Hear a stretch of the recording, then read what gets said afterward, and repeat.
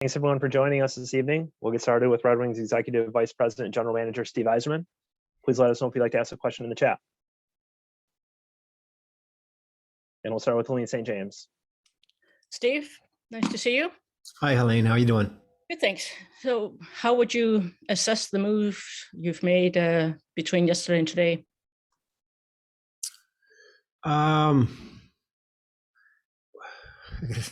Weren't that many moves. I'm just refreshing my memory here.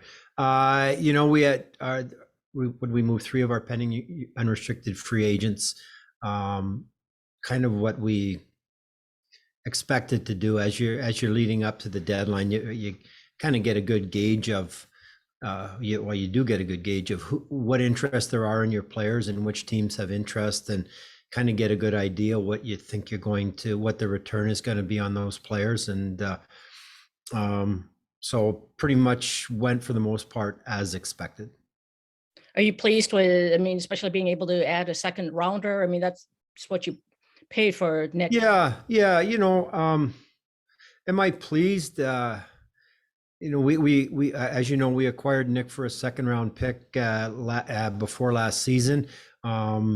We got to use him for the year. He did help us a lot. He did help our defense, helped Philip Moritz and Gus Lidstrom, on the left side, played with all of those guys a little bit. So, we discussed the contract extension, weren't really able to agree on anything. So Nick was going to become a free agent. So at least, we tried, and it was good, and we were able to recoup the second round pick we gave up. So I think all in all, it worked out okay. Well, I have you can just share your thoughts on the job Jeff Blashill has done this year and your thoughts on his future. Well, I think, we're here to talk about the trade deadline, Helene, and the moves that we made. So this has been an up and down year for us. We've had a lot of progress. The last 6 weeks of the season have been disappointing for all of us, and give or take the last 6 weeks. So, Jeff and I will sit down at some point and talk about our team and where we're going with our team and what we need to do. But I don't think this is the time to, really discuss our coaching staff or our coach for that matter. Last one, then, just on the trade deadline. Were there any inquiries or any teams touching base on any of your signed players that piqued your interest? Or no, not really. No, superficially or briefly, as you have conversations going up to the deadline. You have conversations prior to the draft and periodically through the season. You talk about your teams back and forth, and really got nothing beyond that. So no, there's nothing regarding any of our signed players, restricted free agents, that was ever even close to that you would consider an idea. Thanks, Steve. Ted Colfin. Hey, Steve, how would you describe the market overall? Was it flooded out there, or just wasn't much traction anywhere, or what do you think? Specific to what, Ted, the Red Wings, or in general? A little bit of both. Well, with the Red Wings, again, the players that, the free agents that we had that garnered interest were the ones we expected. Unfortunately, a couple of our UFAs were also injured and have been out for a while. So teams, trying to make the playoffs usually aren't looking at that. So I think we weren't really caught off guard by anything that we were approached upon, or the players that we were approached upon with our organization. So it kind of went, for the most part, as expected. Exactly what the 3 deals we made were. We figured they were going to be somewhere in there. You're always hoping to, you might get a little more here or there, but pretty much what we expected to return for the players that we moved. Is there anything close? Oh, I'm sorry. Go ahead. I'm sorry. It's all right. I didn't have anything important to say. Go ahead. Were you close on anything else? No. Sounds good. Thanks, Steve. Yep, you're welcome. Next, go to Ansar Khan. Yeah, Steve, just your thoughts on the 2 players that you acquired from St. Louis, Sundqvist and Wallman. Well, I'll start with Jake Wallman, I guess, a left shot defenseman. was playing behind some pretty good players in St. Louis. We've kind of watched him for a while, going back to his days at Providence, and kind of followed him through the minors, and had some discussions with Doug earlier in the season when he was looking at doing some other things. So anyway, what we get is, he's got an opportunity. He'll get some opportunity to play here. We think he has a chance to be a regular in the NHL, and just hasn't been able to do that behind with a pretty good defense core in front of him in St. Louis. But he skates well, shoots the puck hard, pretty competitive left shot defenseman. And as you know, we don't have. I think our only left shot D-man signed right now is Jordan Osterley for next season. So we're, with the acquisition of Ollie Ulevi and with Jake, a couple of guys that we get to try out and see how they do and decide where they fit for us for next year. In Oscar, you get a big right shot forward, another right shot. Unfortunately, with Lucas Raymond in the lineup, Sam Gagne in the lineup, and Mitch Stevens and Carter Rowney both injured our right shots, and really the only one signed for next year at this point was Lucas. It was an opportunity to bring in a guy, a bigger body that plays on the right side, that is a good penalty killer, that we felt he'll improve us. He really filled a need for us, particularly on right wing, and in the size and the ability to kill penalties. And also, just regarding Mark Stahl, I know with his no movement clause, he had a say in whether or not he would go. But have you had discussions with him as far as his future, signing to an extension, or what are your thoughts about that? It's something to consider for sure. We went through the season last year and into the off season, and then ultimately decided to bring him back. As I said earlier, we're going to need defense on the left side. Mark's been a great addition on and off the ice for our organization, and that's certainly, while I can't make any commitments to anything right now, that's something that we will consider between now and July. Thanks, Steve. Yep. Max Boltman. Hey, Steve, I believe Jesse Wallen was with St. Louis when they drafted Jake Waldman. Did that help the kind of the familiarity and knowing him and a kid and what he brings, or was it all just what you had seen kind of pro scouting him? Yeah. I've even going back to my time in Tampa, we kind of had my eye on him at one point, and did our work watching him as a player in college, really, and then just have followed his game through the minors, even when watching him play when they'd roll into Grand Rapids and play. But I have a pretty good handle on what he is as a hockey player and the person as well. We think we have a pretty good idea. I didn't necessarily have to pick up the phone and call Jesse at this stage, but I'm sure, and I don't recall off the top of my head, but would have conversations with him in the past about it. But I have a pretty good idea of what we're acquiring. Kind of looking ahead a little bit, Dylan and Tyler, obviously both 1 year left after this. Is it a priority for you to get kind of something done on an extension with them this summer, or would you be comfortable going into next year if they are pending UFAs next season? Well, my hope would be to, sometime between now and next 18 months from now or whatever, is to sign them to extensions. I can't give we can't do anything before July 1 of this year, but yeah, my plan would be to sign them to extensions. They're good players. They're good people. They like playing here, and they've played very well for us. So I'll certainly hope to do that, and that's what we'll try to do.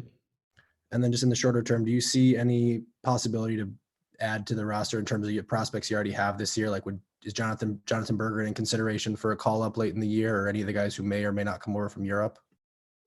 Yeah, we got a bit of an issue with the guys over in Europe. Two things actually. Until they get the IHF agreement signed, any of the unsigned kids that we would hope to sign and bring over, we can't do that until that agreement's in place, and we can't get the contract. Well, then we can't get the contracts registered, and then we can't get their visas to get over here. So that's a bit of a challenge. As far as we would look into as their seasons wind down, the kids that are under contract that that have visas, try to get them over if we could. As far as recalls from Grand Rapids, I would say Jonathan Berggren has had a very good year. We're pleased with his play. He's gotten better from start to this point in the season. He's worked extremely hard. He's an important player for us there. It's something to consider. I can't really promise or guarantee, Max, that we'll see him here, but it's certainly something to consider. What I've liked about him being there, he's got some stability. He knows where he's playing tomorrow night. He knows who he's playing with. He knows his role, and he's not sitting there wondering, am I getting called up? Am I in the lineup? Am I out of the lineup? And he's playing well and an important player. So I'm happy with him there. And we're in a dogfight for the playoffs in GR, and that's important. I want to make the playoffs. So I kind of trade that off with maybe seeing him up here, but he's certainly improved his play throughout the course of the season. And it's definitely something that is on our minds is, do we want to see him up here? But I'm real happy with how he's played to this point in Grand Rapids. And then last thing was, did you make Joe Valeno eligible for the AHL playoffs today, or is he? Yeah, we did, Max. Yeah. All right, Yeah. great, thank you. Yeah, he and Taro Hiroshi will both be eligible for the playoffs. Okay, great. All right, thanks, Steve. Yep. Brad Galley. Steve, thanks for doing this with us. We've grown to expect the unexpected with you in so many cases.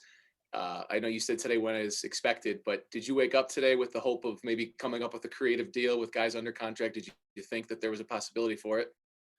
No, not really. We were focused on the trades that we made today, and I know I don't really say a lot, and I think a lot of times people it's very misconstrued that I'm up to something.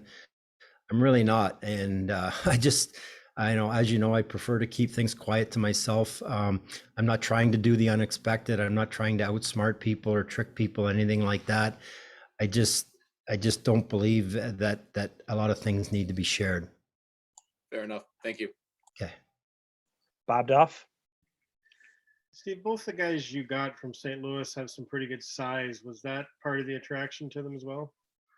Yeah, it really was, like, again, in acquiring Jake, left shot defenseman is a need for us, and right shot forwards, and good. We all love good big players. We love good little players. We love good players in general. But I think more so than just big, it was we kind of addressed the need. Like, we want to try out Jake on the left side on the blue line, see how he does. As I've said a couple of times, we don't have those guys under contract, so there's opportunity here, and this is a good chance to try some Ulevy. It's a chance to try Jake Wallman out and see how they do.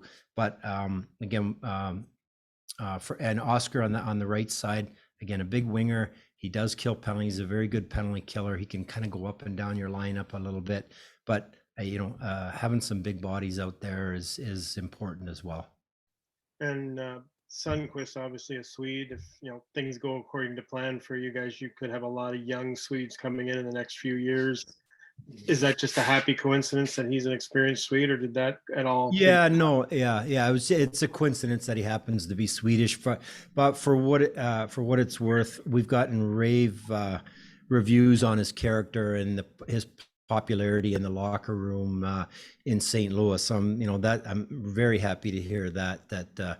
Much like the addition of Mark Stahl to our locker room. Veterans that have been around, that are good guys, that can really create a good atmosphere, help build a really good atmosphere in the locker room. But it's just really a coincidence that happened to be another Swedish player. Okay, thanks. Art Ragnar. Hi, Steve. There. I'm thinking, kind of piggybacking what Max said about Berggren. Are there any other maybe players in Grand Rapids, perhaps like a Sabrango, maybe even a McIsaac, or anybody that you see could come up to Detroit before these 20 games are played? I think on the blue line, really, you mentioned the young kids that have played very well. We do have 8D here, including Danny DeKaiser, who's on IR, that I think is close to coming back off IR. We have 8 here. With Donovan, he's young. There's not really a need with having 8 here unless we run into injury problems to recall him. But we would really defer on the defensive side to to the veterans like a Danny Renouf or Brian Lashoff. Probably be the two guys we would lean to on the D if we were to call up any of our D men. The young kids, I think they'll stay down for this year anyways. Yeah, I know that the college season is ending, or the NCAA tournament's about to start. Are you looking at maybe some unrestricted free agents at the collegiate level? Or I know you're not going to tip your hat, but I mean, is that a possibility? Yeah, like the rest of the league, Art, we're following the free agents in college, and there's some of interest to us for sure. The problem is there's really 32 teams, competing for them, and if we get if you get one, you're pretty happy with it. But we're all following it, and we'll see what happens. All right, and finally, Steve, would you characterize this trade deadline as a lot of sellers and not enough buyers, meaning that there were buyers, but they seem to be a handful of teams that really think that they have a shot at it, whereas maybe sometimes last year it seemed to be a little more wide open?